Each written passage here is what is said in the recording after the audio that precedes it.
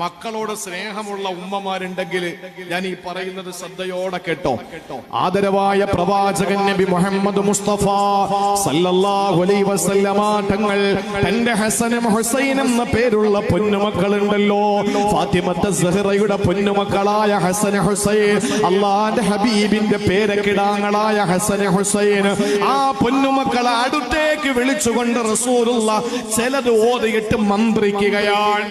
അള്ളാന്റെ റസൂലും മന്ത്രിക്കുകയാണ്. പ്രിയപ്പെട്ട സഹോദരിമാരെ, ഇത് സാക്ഷാൽ ബുഖാരിയിലുള്ള ഹദീസ് തന്നെയാണ്. അള്ളാന്റെ റസൂലും മന്ത്രിച്ചു. എന്താ മന്ത്രിച്ചതെന്നറിയോ? ഹസൻ ഹുസൈൻ എന്ന പ്രിയപ്പെട്ട പേരമക്കളെ അടുത്തേക്ക് വിളിച്ചിട്ട് അള്ളാന്റെ റസൂലും മന്ത്രിച്ചത് എന്തു പറഞ്ഞിട്ടാണെന്നറിയോ? അഊദു ബികലിമാത്തില്ലാഹി തമ്മാ മിൻ കുല്ലി ശൈത്താനിൻ വഹമ്മാ വമിൻ കുല്ലി ഐനിൻ ലാമ്മാ.